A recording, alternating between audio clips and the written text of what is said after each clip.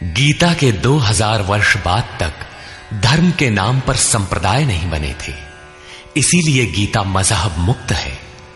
उस समय विश्व मनीषा में एक ही शास्त्र गूंज रहा था, उपनिषद सार गीता, मोक्ष और समृद्धि का स्रोत गीता। शास्त्र पढ़ने की अपेक्षा उसका श्रवण अधिक लाभदायक है, क्योंकि उच्चारण की शुद्धता इत्यादि में एकाग्रता बंट जाती है। इसीलिए सरल भाषा में रूपांतरित यथार्थ गीता की ये कैसेट आपकी सेवा में प्रस्तुत है।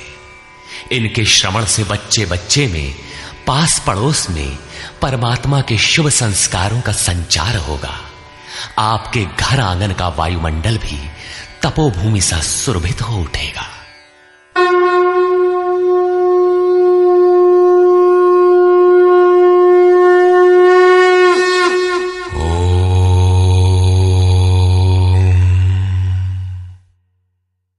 श्री परमात्मने नमः। यथार्थ गीता, श्रीमद् भगवद गीता, अथाष्टमो अध्याय। 7वें अध्याय के अंत में योगेश्वर श्री कृष्ण ने कहा कि पुण्य कर्म अर्थात नियत कर्म आराधना को करने वाले योगी संपूर्ण पापों से छूटकर उस व्याप्त ब्रह्म को जानते हैं। अर्थात कर्म कोई ऐसी वस्तु है जो व्याप्त ब्रह्म की जानकारी दिलाता है। उस कर्म को करने वाले व्याप्त ब्रह्म को, संपूर्ण कर्म को, संपूर्ण अध्यात्म को, संपूर्ण अधिदैव, अधिभूत और अधियज्ञ सहित मुझको जानते हैं। अतः कर्म कोई ऐसी वस्तु है जो इन सब से परिचित कराती है। वे अंतकाल में भी मुझको ही जानते हैं। उनकी जानकारी कभी विस्मृत नहीं होती। इस पर अर्जुन ने इस अध्याय के प्रारंभ में ही उन्हीं शब्दों को दोहराते हुए प्रश्न रखा। अर्जुन उवाच।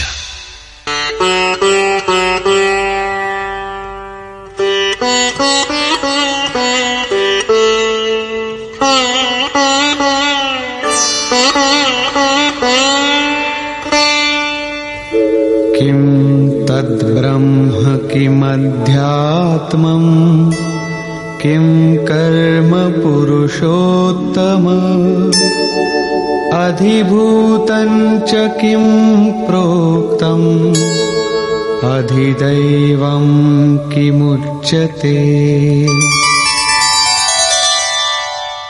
हे पुरुषोत्तम, वो ब्रह्म क्या है, अध्यात्म क्या है, कर्म क्या है, अधिभूत तथा अधिदैव किसे कहा जाता है? अधियज्ञ कथं कोत्र देहेऽस्मिन् मधुसूदन प्रयाण काले च कथं ज्ञेयोऽसि नियतात्मभिः। हे मधुसूदन, यहां अधियज्ञ कौन है और वह इस शरीर में कैसे है? सिद्ध है कि अधियज्ञ अर्थात यज्ञ का अधिष्ठाता कोई ऐसा पुरुष है जो मनुष्य शरीर के आधार वाला है। समाहित चित्त वाले पुरुषों द्वारा अंत समय में आप किस प्रकार जानने में आते हैं? इन 7 प्रश्नों का क्रम से निर्णय देने के लिए योगेश्वर श्री कृष्ण बोले। श्री भगवान उवाच।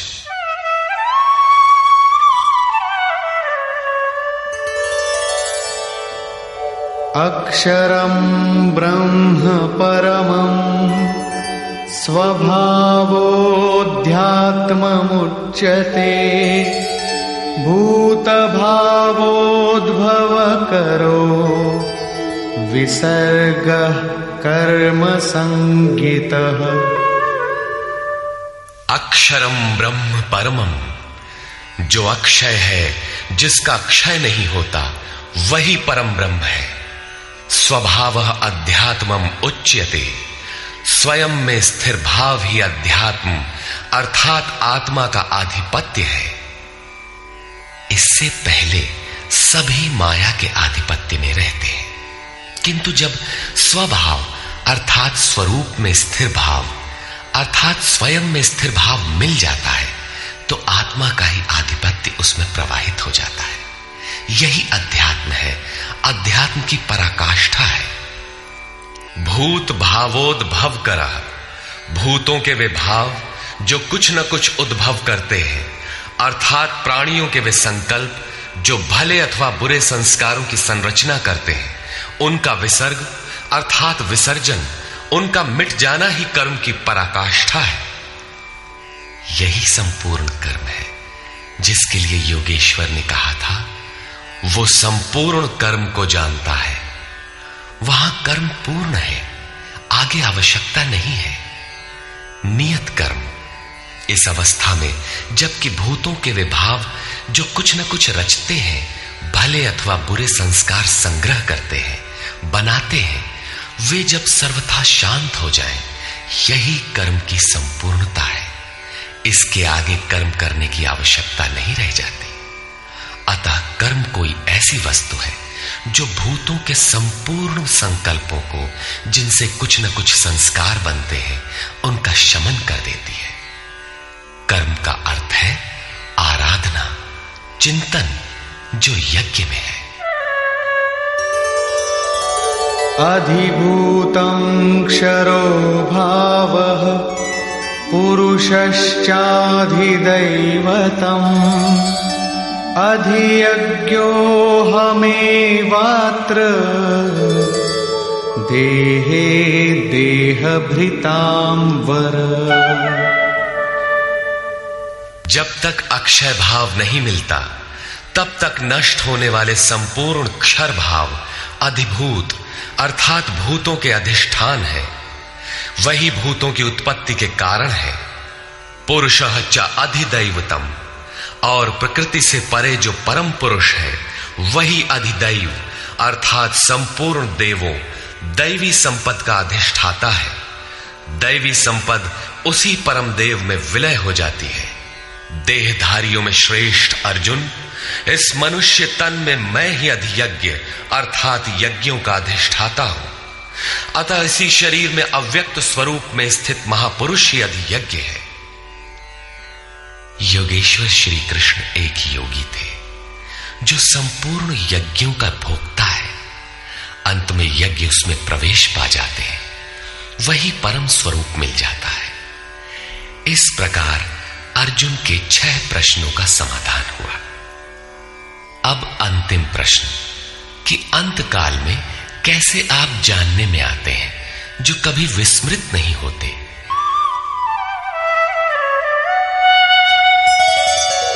अंतकाले च मामेव स्मरन् मुक्त्वा कलेवरम् यः प्रयाति समद्भावम् याति नास्त्यत्र संशयः। योगेश्वर श्री कृष्ण कहते हैं, जो पुरुष अंत काल में अर्थात मन के निरोध और विलय काल में मेरा ही स्मरण करते हुए शरीर के संबंध को छोड़ अलग हो जाता है, वो मद्भावम साक्षात मेरे स्वरूप को प्राप्त होता है। इसमें संशय नहीं है। शरीर का निधन शुद्ध अंतकाल नहीं है। मरने के बाद भी शरीरों का क्रम पीछे लगा रहता है। संचित संस्कारों की सतह के मिट जाने के साथ ही मन का निरोध हो जाता है, और वो मन भी जब विलय हो जाता है तो वहीं पर अंतकाल है, जिसके बाद शरीर धारण नहीं करना पड़ता। ये क्रियात्मक है, केवल कहने से वार्ताक्रम से समझ में नहीं आता। जब तक वस्त्रों की तरह शरीर का परिवर्तन हो रहा है तब तक शरीरों का अंत कहां हुआ। मन के निरोध और निरुद्ध मन के भी विलय काल में जीते जी शरीर के संबंधों का विच्छेद हो जाता है। यदि मरने के बाद ही यह स्थिति मिलती तो श्री कृष्ण भी पूर्ण नहीं होते। उन्होंने कहा कि अनेक जन्म के अभ्यास से प्राप्ति वाला ज्ञानी साक्षात मेरा स्वरूप है। मैं वह हूं और वह मुझ में है। लेश मात्र भी उसमें और मुझ में अंतर नहीं है। ये जीते जी प्राप्ति है। जब फिर कभी शरीर न मिले वहीं शरीरों का अंत है। ये तो वास्तविक शरीरांत का चित्रण हुआ, जिसके पश्चात जन्म नहीं लेना पड़ता है। दूसरा शरीरांत मृत्यु है, जो लोक प्रचलित है, किंतु इस शरीरांत के पश्चात पुनः जन्म लेना पड़ता है।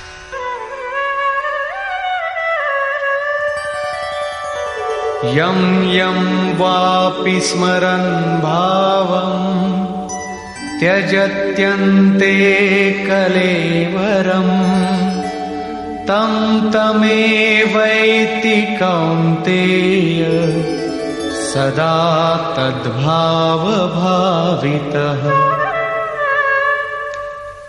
कौन्तेय, मृत्यु के समय मनुष्य जिस भी भाव को स्मरण करता हुआ शरीर को त्यागता है, उसको ही प्राप्त होता है। तब तो बड़ा सस्ता सौदा है। आजीवन मौज करें, मरने लगे तो भगवान का स्मरण कर लेंगे। किंतु श्री कृष्ण कहते हैं ऐसा होता नहीं। सदा तद्भाव भावितः, उस ही भाव का चिंतन कर पाता है जैसा जीवन भर किया है। वही विचार बरबस आ जाता है जिसका जीवन भर अभ्यास किया गया है, अन्यथा नहीं हो पाता। तस्मात् सर्वेषु कालेषु मामनुस्मर युध्य च मय्यर्पितमनो बुद्धिः मामेवैष्यस्य संशयम्। इसलिए अर्जुन, तू हर समय मेरा स्मरण कर और युद्ध कर। मुझ में अर्पित मन और बुद्धि से युक्त होकर तो निसंदेह मुझे ही प्राप्त होगा। निरंतर चिंतन और युद्ध एक साथ कैसे संभव है? हो सकता है कि निरंतर चिंतन और युद्ध का यही स्वरूप हो कि जय कन्हैया लाल की, जय भगवान की कहते रहें और बाण चलाते रहें। किंतु स्मरण का स्वरूप अगले श्लोक में स्पष्ट करते हुए योगेश्वर कहते हैं,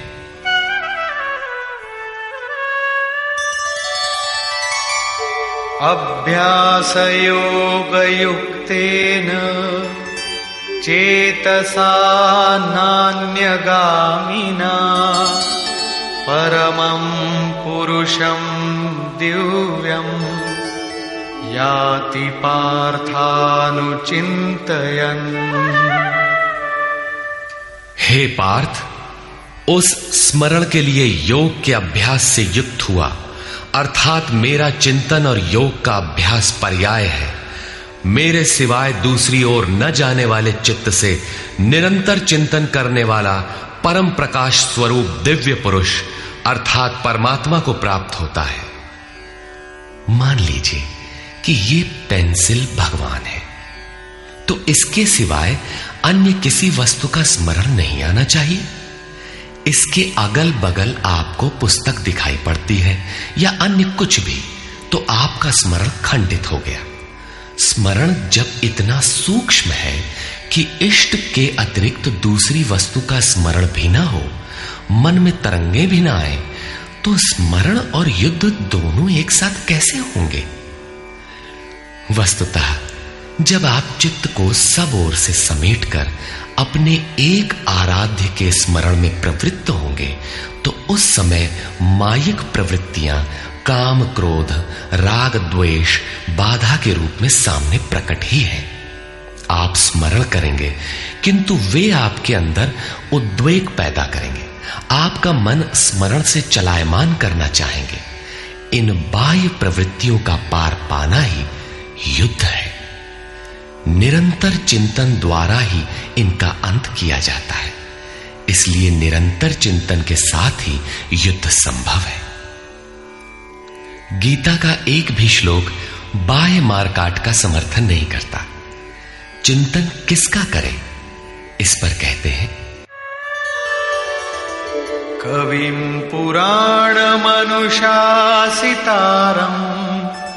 अणोरणीयां समनुस्मरेत्यः सर्वस्य धातारमचिन्त्य रूपम् आदित्यवर्णं तमस परस्तात्। उस युद्ध के साथ वो पुरुष सर्वज्ञ, अनादि, सबके नियंता, सूक्ष्म से भी अति सूक्ष्म, सबके धारण पोषण करने वाले किंतु अचिंत्य, अर्थात जब तक चित्त और चित्त की लहर है तब तक वो दिखाई नहीं देता। चित्त के निरोध और विलय काल में ही जो विदित होता है, नित्य प्रकाश स्वरूप और अविद्या से परे उस परमात्मा का स्मरण करता है। पीछे बताया मेरा चिंतन करता है, यहां कहते हैं परमात्मा का। अतः उस परमात्मा के चिंतन अर्थात ध्यान का माध्यम तत्व स्थित महापुरुष है।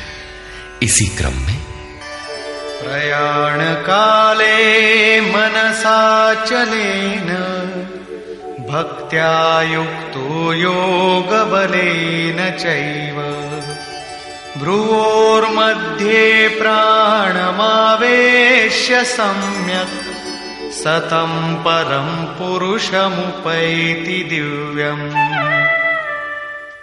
जो निरंतर उस परमात्मा का स्मरण करता है वो भक्ति युक्त पुरुष प्रयाण काले, मन के विलीन अवस्था काल में योग बल से अर्थात उसी नियत कर्म के आचरण द्वारा भ्रिकुटी के मध्य में प्राण को भली प्रकार स्थापित करके अर्थात प्राण अपान को भली प्रकार सम करके न अंदर से उद्वेग पैदा हो न बाह्य संकल्प कोई लेने वाला हो, सत रज तम भली प्रकार शांत हो, सुरत इष्ट में ही स्थित हो, उस काल में वो अचल मन अर्थात स्थिर बुद्धि वाला पुरुष उस दिव्य पुरुष परमात्मा को प्राप्त होता है।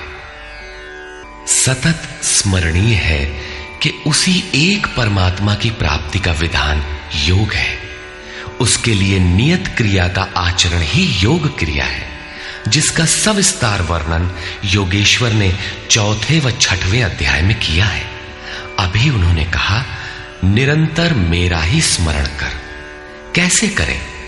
तो इसी योग धारणा में स्थिर रहते हुए करना है। ऐसा करने वाला दिव्य पुरुष को ही प्राप्त होता है, जो कभी विस्मृत नहीं होता। यहां इस प्रश्न का समाधान हुआ कि आप प्रयाण काल में किस प्रकार जानने में आते हैं। पाने योग्य पद का चित्रण देखें, जो गीता में स्थान स्थान पर आया है। यदक्षरं वेदविदो वदन्ति विशन्ति यद्यतयो वीतरागाः यदिच्छन्तो ब्रह्मचर्यं चरन्ति तत्ते पदं संग्रहेण प्रवक्ष्ये। वेदविद अर्थात अविदित तत्व को प्रत्यक्ष जानने वाले लोग जिस परम पद को अक्षरम अक्षय कहते हैं, वीतराग महात्मा जिसमें प्रवेश के लिए यत्नशील रहते हैं, जिस परम पद को चाहने वाले ब्रह्मचर्य का पालन करते हैं। ब्रह्मचर्य का अर्थ जननेन्द्रिय मात्र का निरोध नहीं, बल्कि ब्रह्म आचरति सब ब्रह्मचारी, बाह्य स्पर्शों को मन से त्याग कर ब्रह्म का निरंतर चिंतन स्मरण ही ब्रह्मचर्य है। जो ब्रह्म का दर्शन करा उसी में स्थान दिला शांत हो जाता है। इस आचरण से इंद्रिय संयम ही नहीं बल्कि सकलेंद्रिय संयम स्वतः हो जाता है। इस प्रकार जो ब्रह्मचर्य का आचरण करते हैं, जो हृदय में संग्रह करने योग्य है, धारण करने योग्य है, उस पद को मैं तेरे लिए कहूंगा। वो पद है क्या? कैसे पाया जाता है? इस पर योगेश्वर श्री कृष्ण कहते हैं, सर्वद्वाराणि संयम्य मनोहृदि निरुध्य च मूर्ध्याधायात्मनः प्राणम् आस्थितो योगधारणा। सब इंद्रियों के दरवाजों को रोककर अर्थात वासनाओं से अलग रहकर मन को हृदय में स्थित करके ध्यान हृदय में ही धरा जाता है, बाहर नहीं। पूजा बाहर नहीं होती। और प्राण अर्थात अंतःकरण के व्यापार को मस्तिष्क में निरोध कर योग धारणा में स्थित होकर योग को धारण किए रहना है, दूसरा तरीका नहीं है। इस प्रकार स्थित होकर ओमित्येकाक्षरं ब्रह्म व्याहरन् मामनुस्मरन् यः प्रयाति त्यजन् देहं स याति परमां गतिम्। जो पुरुष ओम इति ओम इतना ही जो अक्षय ब्रह्म का परिचायक है, उसका जाप तथा मेरा स्मरण करता हुआ शरीर का त्याग कर जाता है, वो पुरुष परम गति को प्राप्त होता है। श्री कृष्ण एक योगेश्वर परम तत्व में स्थित महापुरुष सद्गुरु थे। योगेश्वर श्री कृष्ण ने बताया कि ओम अक्षय ब्रह्म का परिचायक है, तू उसका जप कर और ध्यान मेरा कर। प्राप्ति के हर महापुरुष का नाम वही होता है जिसे वो प्राप्त है, इसलिए नाम ओम का बताया और रूप अपना। योगेश्वर ने कृष्ण कृष्ण जपने का निर्देश नहीं दिया। कालांतर में भावुकों ने उनका भी नाम जपना आरंभ कर दिया और अपनी श्रद्धा के अनुसार उसका फल भी पाते हैं। जैसा कि मनुष्य की श्रद्धा जहां टिक जाती है, वहां मैं ही उसकी श्रद्धा को पुष्ट करता तथा मैं ही फल का विधान भी करता हूं। श्री कृष्ण ओम पर बल देते हैं। ओहम स ओम, अर्थात वो सत्ता मेरे भीतर है। ये ओम भी उस परम सत्ता का परिचय देकर शांत हो जाता है। वास्तव में उस प्रभु के अनंत नाम है, किंतु जप के लिए वही नाम सार्थक है जो छोटा हो, श्वास में ढल जाए और एक परमात्मा का ही बोध कराता हो। उससे भिन्न अनेक देवी देवताओं की अविवेकपूर्ण कल्पना में उलझाकर लक्ष्य से दृष्टि न हटा दे। प्रारंभिक साधक नाम तो जपते हैं, किंतु महापुरुष के स्वरूप का ध्यान करने में हिचकते हैं। वे अपनी अर्जित मान्यताओं का पूर्वाग्रह छोड़ नहीं पाते। वे किसी अन्य देवता का ध्यान करते हैं जिसका योगेश्वर श्री कृष्ण ने निषेध किया है। अतः पूर्ण समर्पण के साथ किसी अनुभवी महापुरुष की शरण लें। पुण्य पुरुषार्थ सबल होते ही कुतर्कों का शमन और यथार्थ क्रिया में प्रवेश मिल जाएगा। योगेश्वर श्री कृष्ण के अनुसार इस प्रकार ओम के जप और परमात्म स्वरूप सद्गुरु के स्वरूप का निरंतर स्मरण करने से मन का निरोध और विलय हो जाता है और उसी क्षण शरीर के संबंध का त्याग हो जाता है। केवल मरने से शरीर पीछा नहीं छोड़ता।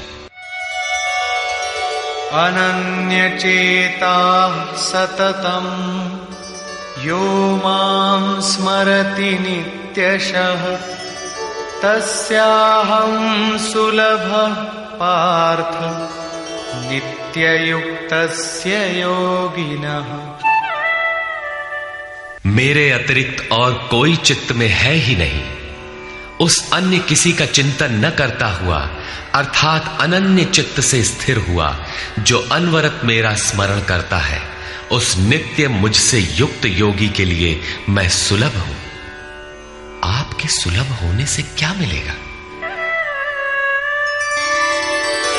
मामुपेत्य पुनर्जन्म दुःखालयमशाश्वतम् नाप्नुवन्ति महात्मानः संसिद्धिं परमां गताः। मुझे प्राप्त कर वे दुखों के स्थान स्वरूप क्षण भंगुर पुनर्जन्म को प्राप्त नहीं होते, बल्कि परम सिद्धि को प्राप्त होते हैं। अर्थात मुझे प्राप्त होना अथवा परम सिद्धि को प्राप्त होना एक ही बात है। केवल भगवान ही ऐसे हैं जिन्हें पाकर उस पुरुष का पुनर्जन्म नहीं होता। फिर पुनर्जन्म की सीमा कहां तक है? आब्रह्म भुवनाल्लोका पुनरावर्तिनोऽर्जुन मामुपेत्य तु कौन्तेय पुनर्जन्म न विद्यते। अर्जुन, ब्रह्मा से लेकर कीट पतंगादि सभी लोग पुनरावर्ती हैं, जन्म लेने और मरने तथा पुनः पुनः इसी क्रम में चलने वाले हैं। किंतु कौन्तेय, मुझे प्राप्त होकर उस पुरुष का पुनर्जन्म नहीं होता। धर्म ग्रंथों में लोक लोकांतरों की परिकल्पना ईश्वर पद की विभूतियों को बोध कराने के आंतरिक अनुभव या रूपक मात्र है। अंतरिक्ष में न तो कोई ऐसा गड्ढा है जहां कीड़े काटते हों और न ऐसे महल जिसे स्वर्ग कहा जाता हो। दैवी संपत्ति से युक्त पुरुष देवता और आसुरी संपत्ति से युक्त मनुष्य ही असुर है। श्री कृष्ण के ही सगे संबंधी कंस राक्षस और बाणासुर दैत्य थे। देव मानव तिर्यक योनियां ही विभिन्न लोक हैं। श्री कृष्ण के ही अनुसार ये जीवात्मा मन सहित पांचों इंद्रियों को लेकर जन्म जन्मांतर के संस्कारों के अनुरूप नया शरीर धारण कर लेता है। अमर कहे जाने वाले देवता भी मरण धर्मा है। क्षीणे पुण्ये मर्त्य लोकम विशन्ति। इससे बड़ी क्षति क्या होगी? वो देवतन ही किस काम का जिसमें संचित पुण्य भी समाप्त हो जाए। देवलोक, पशुलोक, कीट पतंगादि लोक भोगलोक मात्र है। केवल मनुष्य ही कर्मों का रचयिता है, जिसके द्वारा वो उस परम धाम तक को प्राप्त कर सकता है जहां से पुनरावर्तन नहीं होता। यथार्थ कर्म का आचरण करके मनुष्य देवता बन जाए, ब्रह्मा की स्थिति प्राप्त कर ले, किंतु वो पुनर्जन्म से तब तक नहीं बच सकता जब तक कि मन के निरोध और विलय के साथ परमात्मा का साक्षात्कार करके उसी परम भाव में स्थित न हो जाए। उसका पुनर्जन्म नहीं होना है, किंतु इस अव्यक्त स्थिति से पूर्व जब तक उसके पास अपनी बुद्धि है, जब तक वो ब्रह्मा है, वो पुनर्जन्म की परिधि में ही है। इन्हीं तथ्यों पर प्रकाश डालते हुए योगेश्वर श्री कृष्ण कहते हैं, सहस्रयुग पर्यन्तम् अहर्यद् ब्रह्मणो विदुः रात्रिं युग सहस्रान्ताम् तेहोरात्रविदो जनाः। जो 1000 चतुर्युगों की ब्रह्मा की रात्रि और 1000 चतुर्युगों के उसके दिन को साक्षात जानते हैं, वे पुरुष समय के तत्व को यथार्थ जानते हैं। प्रस्तुत श्लोक में दिन और रात विद्या और अविद्या के रूपक हैं। ब्रह्म विद्या से संयुक्त बुद्धि ब्रह्मा की प्रवेशिका तथा ब्रह्म विद्वरिष्ठ बुद्धि ब्रह्मा की पराकाष्ठा है। विद्या से संयुक्त बुद्धि ही ब्रह्मा का दिन है। जब विद्या कार्यरत होती है, उस समय योगी स्वरूप की ओर अग्रसर होता है। अंतःकरण की सहस्रों प्रवृत्तियों में ईश्वरीय प्रकाश का संचार हो उठता है। इस प्रकार अविद्या की रात्रि आने पर अंतःकरण की सहस्रों प्रवृत्तियों में माया का द्वंद्व प्रवाहित होता है। प्रकाश और अंधकार की यहीं तक सीमा है। इसके पश्चात न तो अविद्या रह जाती है और न विद्या ही। वो परम तत्व परमात्मा विदित हो जाता है। जो इसे तत्व से भली प्रकार जानते हैं, वे योगी जन काल के तत्व को जानने वाले हैं कि कब अविद्या की रात होती है, कब विद्या का दिन आता है, काल का प्रभाव कहां तक है अथवा समय कहां तक पीछा करता है। प्रारंभिक मनीषी अंतःकरण को चित्त अथवा कभी कभी केवल बुद्धि कहकर संबोधित करते थे। कालांतर में अंतःकरण का विभाजन मन, बुद्धि, चित्त और अहंकार की 4 प्रमुख वृत्तियों में किया गया। वैसे अंतःकरण की प्रवृत्तियां अनंत हैं। बुद्धि के अंतराल में ही अविद्या की रात्रि होती है और उसी बुद्धि में विद्या का दिन भी होता है। यही ब्रह्मा की रात्रि और दिन है। जगत रूपी रात्रि में सभी जीव अचेत पड़े हैं। प्रकृति में विचरण करती हुई उनकी बुद्धि उस प्रकाश स्वरूप को नहीं देख पाती, किंतु योग का आचरण करने वाले योगी इससे जग जाते हैं। वे स्वरूप की ओर बढ़ते हैं। जैसा कि गोस्वामी तुलसीदास ने रामचरितमानस में लिखा है, कबहु दिवस मह निबिड़तम, कबहुक प्रकट पतंग, बिन सई उपजई ज्ञान जिमि, पाई कुसंग सुसंग। विद्या से संयुक्त बुद्धि कुसंग पाकर अविद्या में परिणत हो जाती है। पुनः सुसंग से विद्या का संचार उसी बुद्धि में हो जाता है। ये उतार चढ़ाव पूर्ति पर्यंत लगा रहता है। पूर्ति के पश्चात न बुद्धि है न ब्रह्मा, न रात रहती है न दिन। यही ब्रह्मा के दिन रात का रूपक है। न हजारों साल की लंबी रात होती है, न हजारों चतुर्युग का दिन ही होता है, और न कहीं कोई चार मुंह वाला ब्रह्मा ही है। बुद्धि की उपर्युक्त चार क्रमिक अवस्थाएं ही ब्रह्मा के चार मुख और अंतःकरण की चार प्रमुख प्रवृत्तियां ही उनके चतुर्युग हैं। रात और दिन इन्हीं प्रवृत्तियों में होते हैं।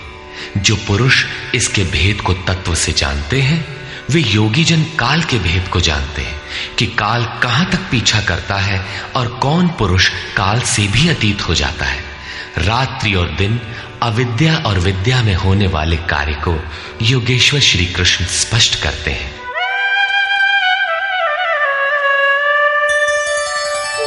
अव्यक्ताद्व्यक्तयः सर्वाः प्रभवन्त्यः रागमे, रात्र्यागमे प्रलीयन्ते, तत्रैवाव्यक्त संज्ञके।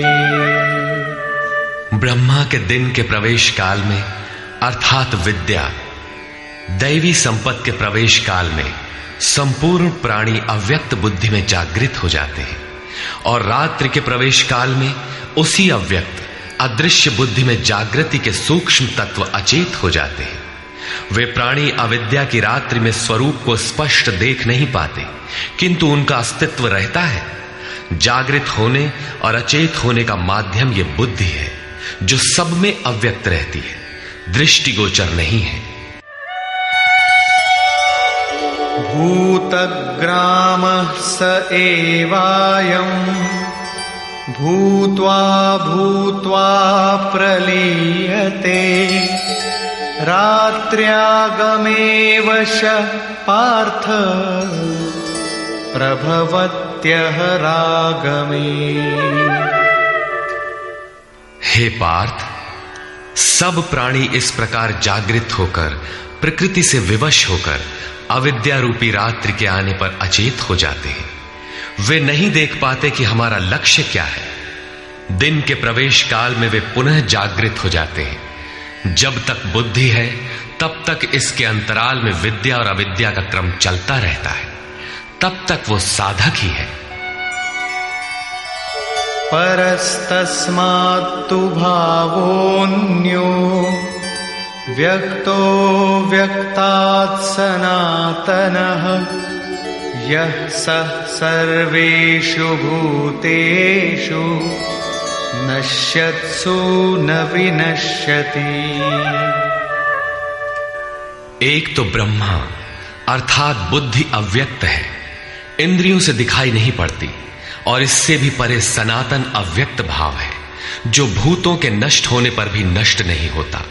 अर्थात विद्या में सचेत और अविद्या में अचेत, दिन में उत्पन्न और रात्रि में विलीन भावों वाले अव्यक्त ब्रह्मा के भी मिट जाने पर वो सनातन अव्यक्त भाव मिलता है, जो नष्ट नहीं होता। बुद्धि में होने वाले उक्त दोनों उतार चढ़ाव जब मिट जाते हैं, तब सनातन अव्यक्त भाव मिलता है, जो मेरा परम धाम है।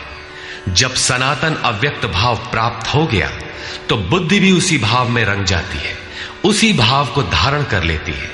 इसलिए वो बुद्धि स्वयं तो मिट जाती है और उसके स्थान पर सनातन अव्यक्त भाव ही शेष बचता है। अव्यक्तोऽक्षर इत्युक्तः तमाहुः परमां गतिम्, यं प्राप्य न निवर्तन्ते, तद्धाम परमं मम। उस सनातन अव्यक्त भाव को अक्षर अर्थात अविनाशी कहा जाता है, उसी को परम गति कहते हैं। वही मेरा परम धाम है, जिसे प्राप्त होकर मनुष्य पीछे नहीं आते, उनका पुनर्जन्म नहीं होता। इस सनातन अव्यक्त भाव की प्राप्ति का विधान बताते हैं।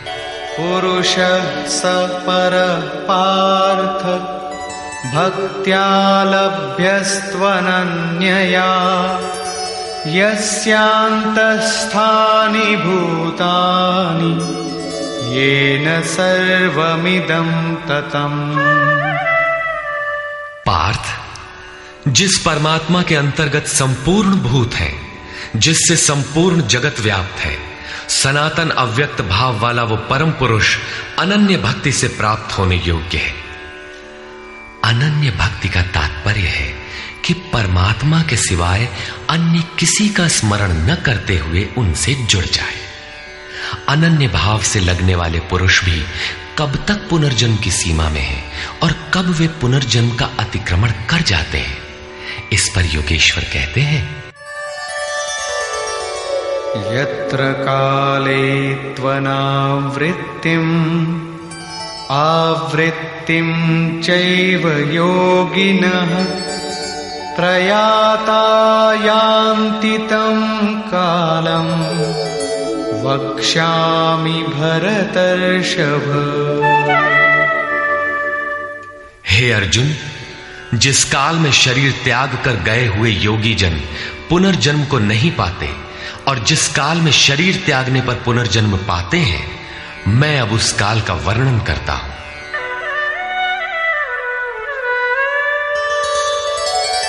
अग्निर्ज्योतिरः शुक्लः षण्मासा उत्तरायणम् तत्र प्रयाता गच्छन्ति ब्रह्म ब्रह्मविदो जनाः।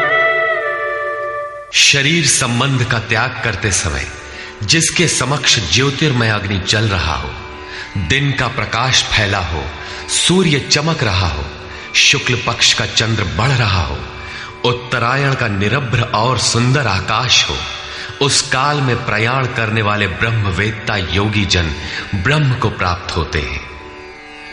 अग्नि ब्रह्म तेज का प्रतीक है, दिन विद्या का प्रकाश है, शुक्ल पक्ष निर्मलता का द्योतक है, विवेक, वैराग्य, शम, दम, तेज और प्रज्ञा ये षडैश्वर्य ही षण्मास है। ऊर्ध्व रेता स्थिति ही उत्तरायण है। प्रकृति से सर्वथा परे इस अवस्था में जाने वाले ब्रह्मवेत्ता योगी जन ब्रह्म को प्राप्त होते हैं, उनका पुनर्जन्म नहीं होता। किंतु अनन्य चित्त से लगे हुए योगी जन यदि इस आलोक को प्राप्त नहीं कर पाए, जिनकी साधना अभी पूर्ण नहीं, उनका क्या होता है, इस पर कहते हैं। धूमो रात्रिस्तथा कृष्णः षण्मासा दक्षिणायनम् तत्र चान्द्रमसं ज्योतिः योगी प्राप्य निवर्तते। जिसके प्रयाण काल में धुआं फैल रहा हो, योगाग्नि हो। अग्नि यज्ञ प्रक्रिया में पाए जाने वाले अग्नि का स्वरूप है, किंतु धुएं से आच्छादित हो, अविद्या की रात्रि हो, अंधेरा हो, कृष्ण पक्ष का चंद्रमा क्षीण हो रहा हो, कालिमा का बाहुल्य हो, षड विकारों अर्थात काम, क्रोध, लोभ, मोह, मद और मत्सर से युक्त दक्षिणायन अर्थात बहिर्मुखी हो, जो परमात्मा के प्रवेश से अभी बाहर है, उस योगी को पुनः जन्म लेना पड़ता है। तो क्या शरीर के साथ उस योगी की साधना नष्ट हो जाती है? इस पर योगेश्वर श्री कृष्ण कहते हैं। शुक्ल कृष्णे गति हेते जगतः शाश्वते मते एकया यात्यनावृत्तिम् अन्यया वर्तते पुनः। उपर्युक्त शुक्ल और कृष्ण दोनों प्रकार की गतियां जगत में शाश्वत हैं, अर्थात साधन का कभी विनाश नहीं होता। एक अर्थात शुक्ल अवस्था में प्रयाण करने वाला पीछे न आने वाली परम गति को प्राप्त होता है, और दूसरी अवस्था में जिसमें क्षीण प्रकाश तथा अभी कालिमा है, ऐसी अवस्था को गया हुआ पीछे लौटता है, जन्म लेता है। जब तक पूर्ण प्रकाश नहीं मिलता तब तक उसे भजन करना है। प्रश्न पूर्ण हुआ। अब इसके लिए साधन पर पुनः बल देते हैं।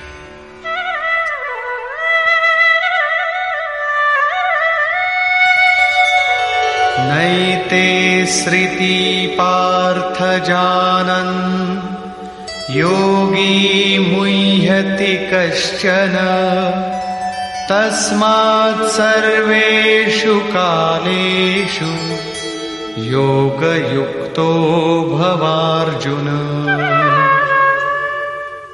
हे पार्थ, इस प्रकार इन मार्गों को जानकर कोई भी योगी मोहित नहीं होता। वो जानता है कि पूर्ण प्रकाश पा लेने पर ब्रह्म को प्राप्त होगा और क्षीण प्रकाश रहने पर भी पुनर्जन्म में साधन का नाश नहीं होता। दोनों गतियां शाश्वत हैं। अतः अर्जुन, तो सब काल में योग से युक्त हो, अर्थात निरंतर साधन कर।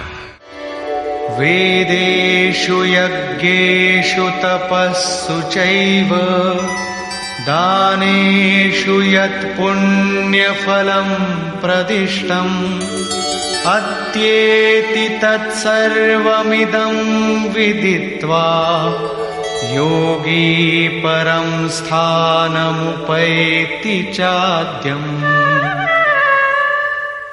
इसको साक्षात्कार सहित जानकर, मानकर नहीं, योगी वेद, यज्ञ, तप और दान के पुण्य फलों का निसंदेह अतिक्रमण कर जाता है और सनातन परम पद को प्राप्त होता है। अविदित परमात्मा की साक्षात जानकारी का नाम वेद है। वो अविदित तत्व जब विदित हो ही गया तो अब कौन किसे जाने। अतः विदित होने के पश्चात वेदों से भी प्रयोजन समाप्त हो जाता है, क्योंकि जानने वाला भिन्न नहीं है। यज्ञ अर्थात आराधना की नियत क्रिया आवश्यक थी, किंतु जब वो तत्व विदित हो गया तो किसके लिए भजन करें। मन सहित इंद्रियों को लक्ष्य के अनुरूप तपाना तप है। लक्ष्य प्राप्त होने पर किसके लिए तप करें। मन, वचन और कर्म से सर्वतोभावेन समर्पण का नाम दान है। इन सब का पुण्य फल है परमात्मा की प्राप्ति। फल भी अब विलग नहीं है, अतः इन सब की अब आवश्यकता न रही। वो योगी यज्ञ, तप, दान इत्यादि के फल को भी पार कर जाता है। वो परम पद को प्राप्त होता है।